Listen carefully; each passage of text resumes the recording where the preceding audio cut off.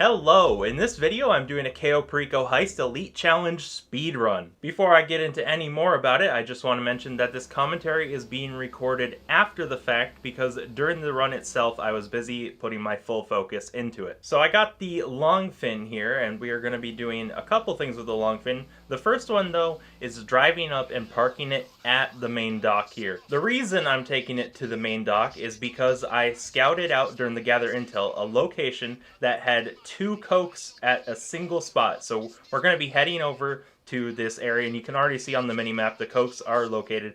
And we start by getting to first person so I can run faster, and I'm going to have to take out this camera. On top of taking out the camera, there are also a couple guards that are going to be coming through in the back, which is why you're going to see me moving about a bit strangely here as I get in. Not right now, we're just getting into the gate here. But you can see on the minimap there's two guards, and one in particular, the close one, can actually sometimes see you through the wall, which makes absolutely no sense. But I think you're safe during the animation. So once I get locked in the animation here, we're just doing it as normal, spamming it, filling up our bag. That's already half the bag. But as I'm crossing here to the other one, I really didn't want to get spotted through the wall by that guard. So had to be careful there.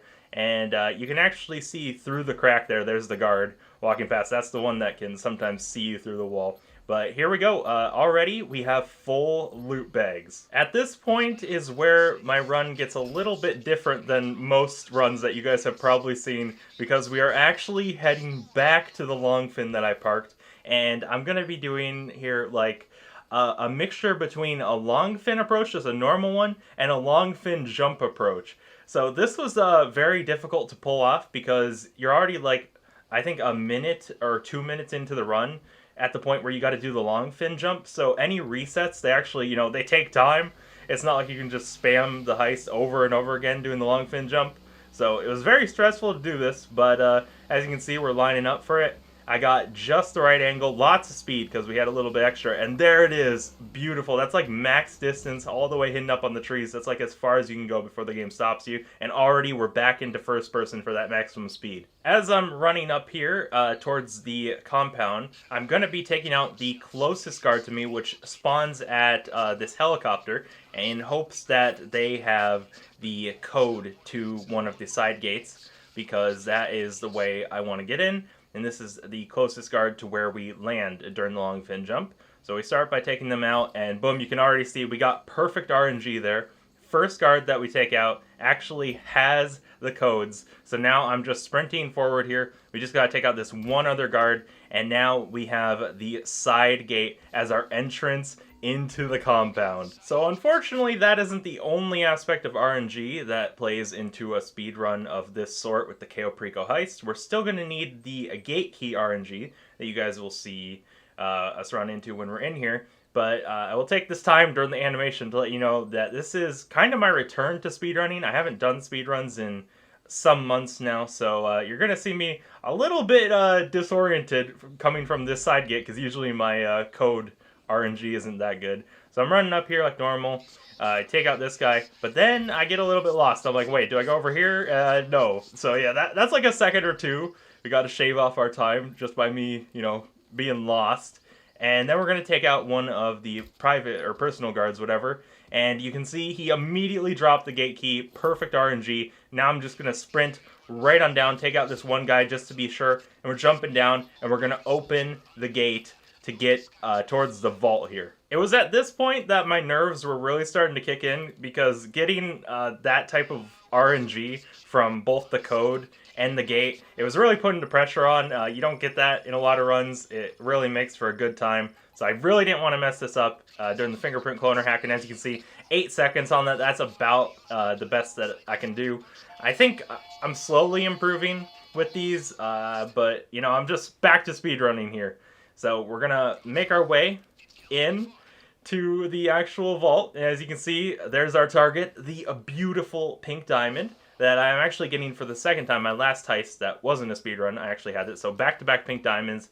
And this is where probably the biggest mistake of my entire run happens. And I was going for the legendary / impossible 3-cycle here. And as you can see, I burned, which definitely set us back a bit. I don't even know if you can 3-cycle, but I'm going to continue to keep trying for it. And as we got that little bit of slowdown though here, You can see that we did get the 4 cycle in the end, but it definitely set back a couple seconds with the burn slowdown.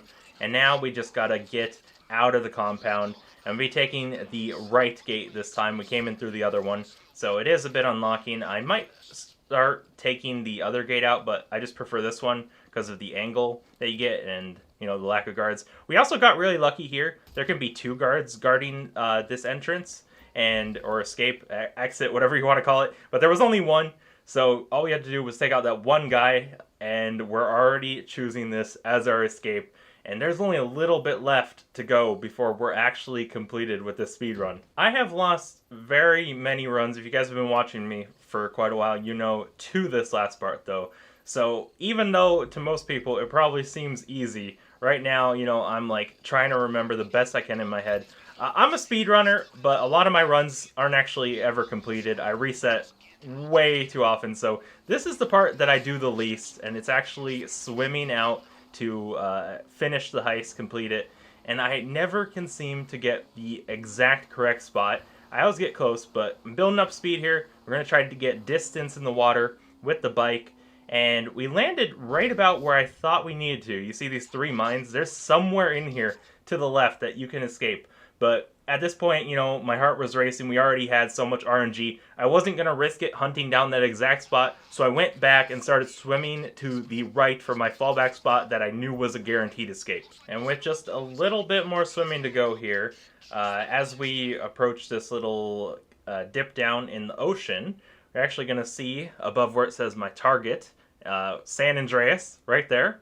And when you see that, and the escape Cayo Perico message goes away, the heist is completed. This is just loading. It doesn't even count towards the time, but I'm slashing in victory here. You know, I'm so happy at this point that we actually found the spot without me having to swim across the ocean, and I knew that it had to be a decent time. This is also one of, if not my only time ever doing the Elite Challenge version of this speedrun, and I still feel like my method of doing it could be improved slightly, but I think the Longfin jump with the Longfin there and only having to stop at one spot really helped us here. And with that heist passed, there was only one thing left that was running through my head, and that is, what was our time? We got 1.53 million, but we're gonna see here what the time is. 6 minutes 27 seconds for an Elite Challenge run. We filled our bags. We had to stop and fill the bags first, and I got a time that beats some of my other times